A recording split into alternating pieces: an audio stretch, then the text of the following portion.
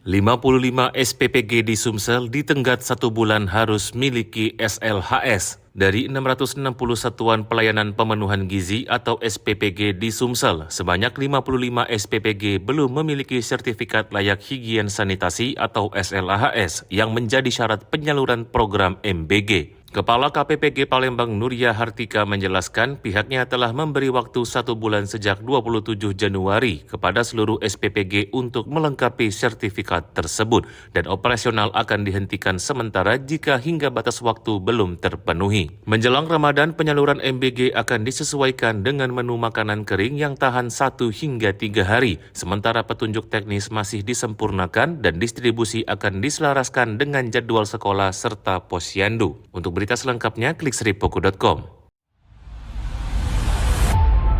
Saksikan Saksi Kata hanya di YouTube Sri Poku TV.